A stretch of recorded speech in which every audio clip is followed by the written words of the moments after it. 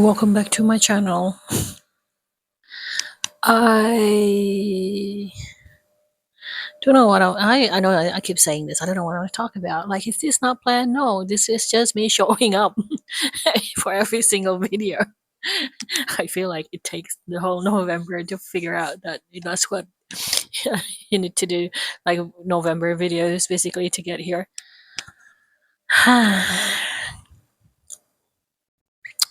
I feel like life is just lifing.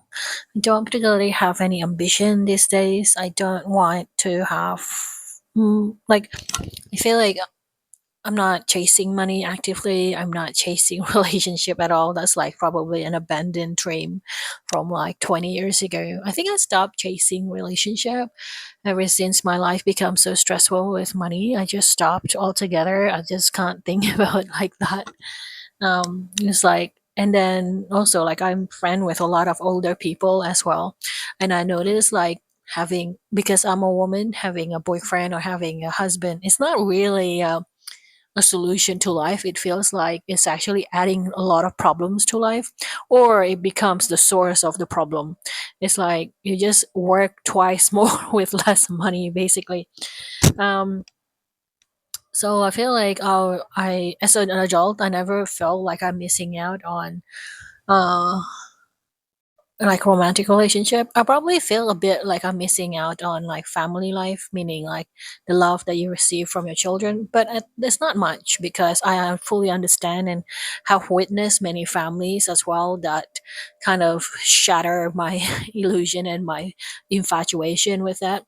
And I didn't even have to go. I didn't have to look that far, because I remember about a few years ago, like maybe 7 8 years ago, I had this urge, like, oh, I wanted to have two daughters. Like, I don't know why I had that urge, or I had that feeling.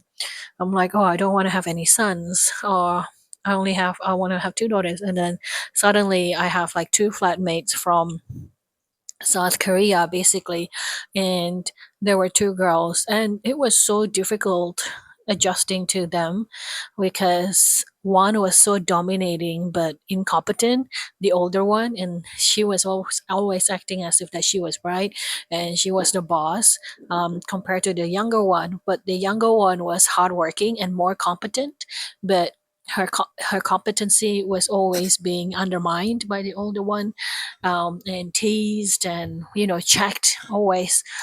So I felt like, oh, I don't like this. So the younger one really likes the older one a lot, so she always listened to her. And I felt like they also had like a teacher student dynamic, so I'm not sure like how they got to the phase where they transition from a student teacher dynamic to friends, or like to basically becoming travel partners. I assume back then like there were partners, but I didn't really broach the subject much, because privacy. But after I saw that, I'm like, no, I don't want, I don't want two daughters. Like, it's too much work, so much drama, and you're always probably gonna have like one person, that one girl that is gonna be like so insane. And I'm like, okay, maybe I only need like one daughter. Like, I don't want to have a son per se, because I don't know. I feel like I don't want to hate the boy, even though I know I should not be discriminating against, genders, especially when it comes to children, because the way they grow up. At the end of the day, you have some kind of influence over that. But anyway, I was thought like, oh, maybe it's because it's two people. Maybe it's just too hard to manage, right? Like, if you have like two people, it's hard to manage. So I thought, oh, maybe I would like to have one daughter. And then I had like a flatmate that is only like a girl. And after that experience, like, she grew up also like being uh, a single child. So even though she was almost in her 30s, she was acting really spoily. And I think it's healthy. It's a bit healthy. Like, she still have a full-time job. She was able to make friends. Her strength was in her socialization. And she never really goes deep. She just, I don't know. There's a lot of innocence from her. And I'm not saying that she doesn't have dark side. She does. But it's just like she's bright and she really expresses her emotions, but she always put herself first. and that got us into a little bit of tiny friction. And her decisions finally basically made me a bit angry. I got over the anger and we are in good terms now, but after that incident that made me really angry at her, I just decided no, I don't want any children at all. Even I can't even manage a 30-year-old adult and interact with them. It makes me feel annoyed and betrayed, but not to the degree where it's so dark. But it was just like a normal everyday experience. But that experience really made me feel like no, I think like having no children is best. Like that definitely just put me off straight away. I mean, like I suddenly don't want to take care of anyone or anything at all, except dogs. Maybe from then on, I was like looking forward to maybe when having dogs and cats, and maybe that's a lot more. Like it probably will be very frustrating, and I would probably have a lot of emotional breakdown, but and frustration. But I think I'll manage it a lot more because and at the end of the day, the animals will be under my care, and what I have to provide is money, basically, so that I can make sure that they have like all the health care that they can. Um, so yeah, I feel like I don't have anything that I'm chasing. Yeah, there's no that I'm chasing because even with money, after a while, it just becomes so boring. I spent my 40 years chasing money even when I was young. I was so aware of my family's financial condition.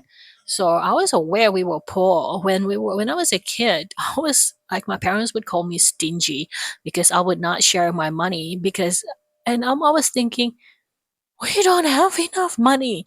Why are we why are we spending recklessly? I was so stressed out as I don't know, maybe as like a 7-year old and as a 6-year old. Like I would know even like you should save money. Uh, and so I think like I was already obsessed with money because maybe my parents weren't really that obsessed with money, and I think they were looking to like rich people as bad people, which I definitely understand. Like I definitely have the same kind of sentiment now as I'm older. I get their point of view, and I get like because the system is rigged and they're not in the highest position to to give to change the circumstances. So when you're powerless and when you are basically have spent most of your life being oppressed, you learned helplessness basically, and you just don't have the energy anymore to try anything to change your circumstances because the energy has been spent and now your body is probably hurting. You are chronically ill, you don't even know it because you don't want to think about it. If you are ill, that means you need money to basically um, get healthy again, get medical care. And what about your children? You have to put the money somewhere and you can't just spend it willy-nilly on you. So, I definitely get it. I definitely felt like I was extremely judgmental as a 6 year old, maybe. But now, as a 41 years old, I don't know, I feel like tired of making money a goal.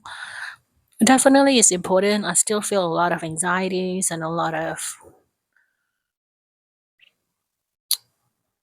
panic attacks when it comes to that. Like, that doesn't go away. I'm just saying that I'm just not thinking about it too often. I don't really welcome the feelings, the bad feelings to come to me, but I don't resist it as much. Like if it comes, when it comes, then I just feel the anxiety. I just feel the panic.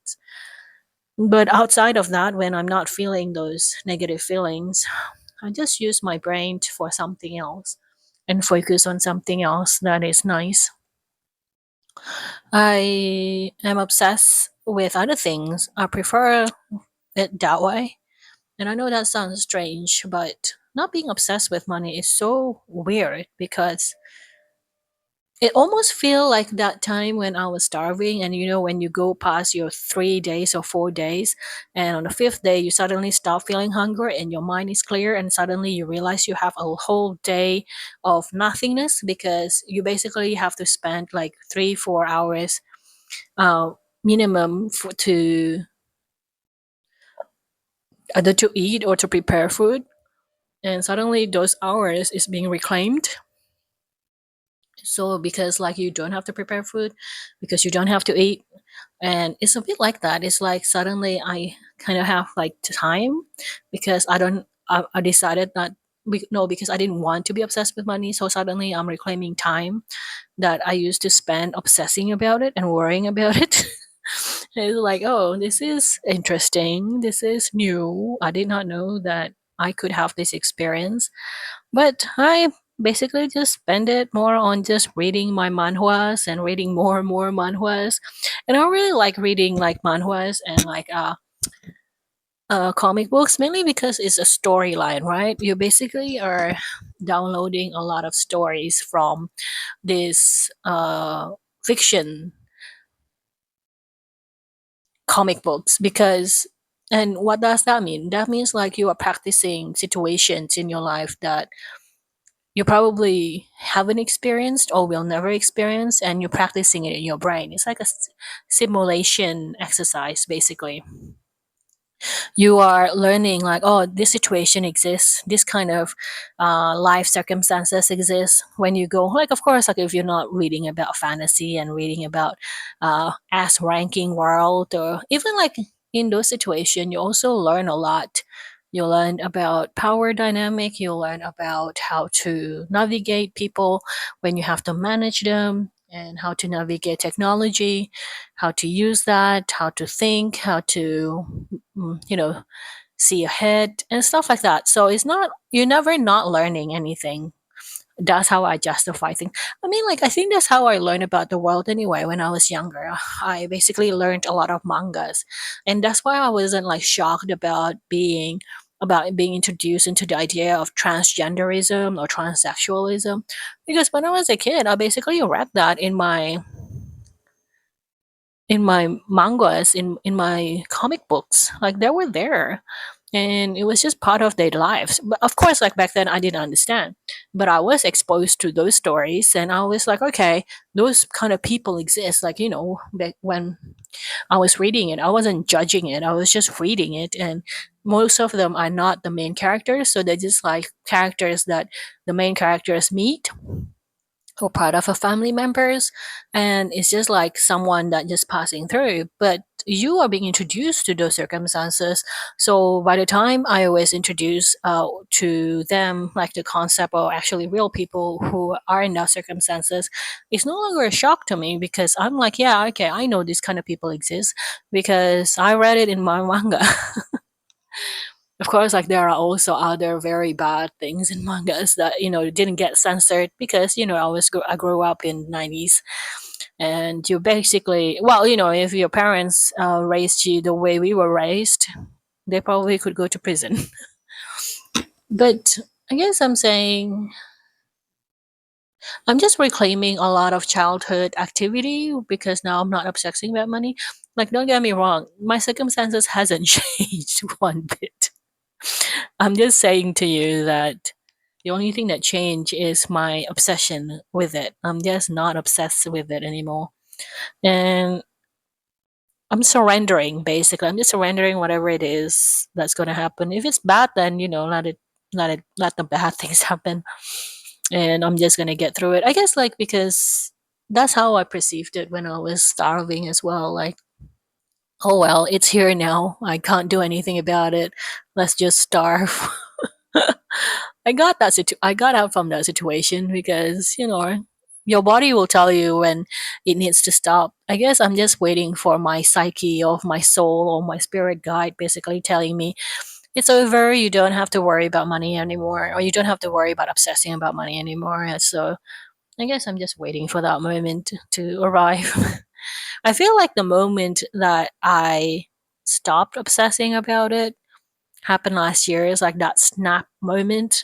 I think my psyche was just too heavy to handle it, and it couldn't handle it anymore. And I think it just popped. Maybe I already given this particular thought too much energy, and then in the thought bubble cannot contain any more of my energy, so it just detached from me and then it floats somewhere.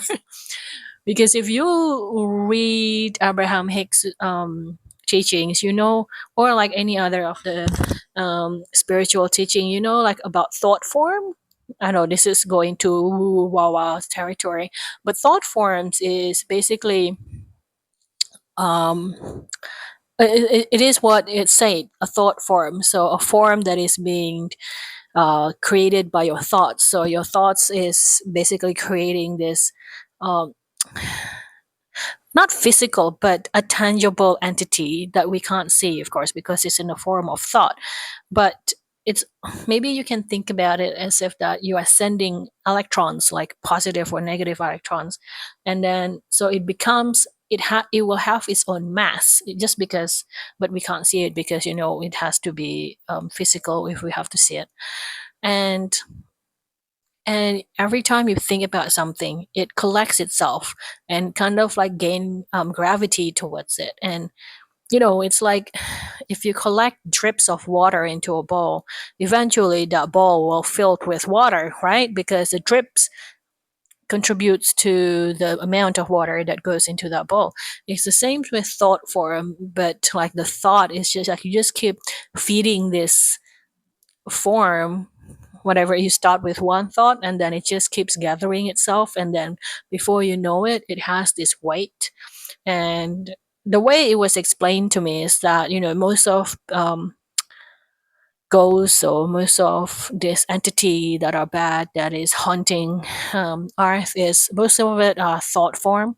It's not necessarily the soul. So thought form becomes alive because you keep feeding it and it becomes something. And I kind of like that makes sense to me because it feels like it just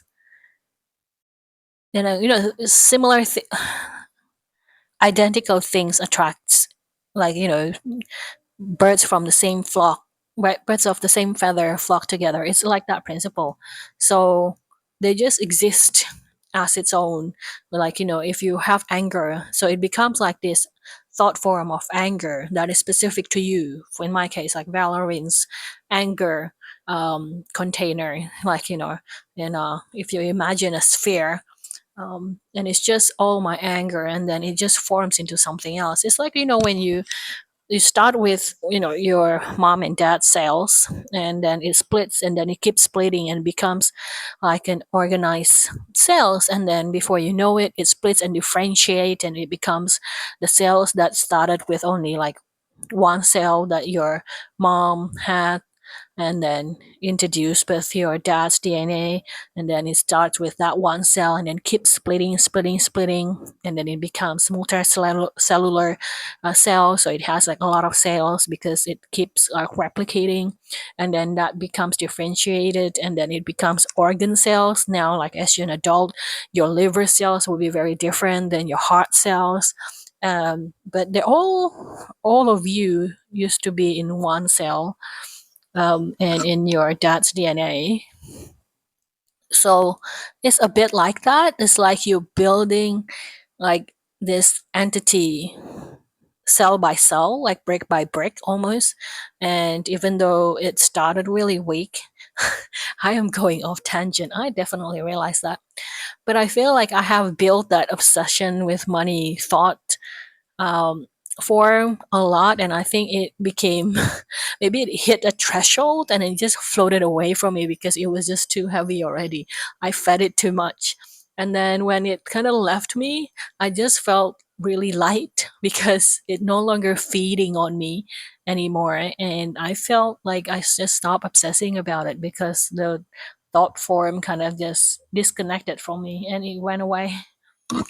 That's all I could think about, actually. That's the way I can explain it to you. I know that sounds like mambo jumbo and woo woo wah wah, but maybe it is real because the experience feels really real. Like ever since that snap happened, I do feel very light. It's really weird. And the feeling of not chasing, it's just maybe it is learned helplessness. Maybe I just feel like, why do I try anymore? There's no point of trying. Every time I try, it's just getting things just get worse and worse. And so I just didn't want to try anymore. And I felt just it was okay. I just didn't really put too much pressure on myself and accept failure in a sense that, oh well, But in a sense, like there's also a lot of lightness when I went through that process. It was just, even now I still feel lightness. So it just feels like, okay, that's just the way it is. And I'm like, okay, that's just the way it is. And maybe I have reached that place of samadhi. If you know like meditation words, samadhi is that place of enlightenment. I know it's a joke. It's a joke. A sarcasm joke that's pointed towards me. Um, it's like, enlightenment is like, I should not be affected by my circumstances. I shall be at peace regardless whether I'm rich or I'm poor. Because being rich, it doesn't necessarily means that you're going to be happy, or just getting what you want doesn't necessarily means that you are going to keep it for a long time. So it's just a lot of bad thing. Anyway, that is my take for this particular rambling of the day of the week. I will see you later. This is Valorine. I'm a solopreneur in Sydney, Australia. I ramble every 7 p.m. Wednesday, for at least once a week, and all the other days you get random videos.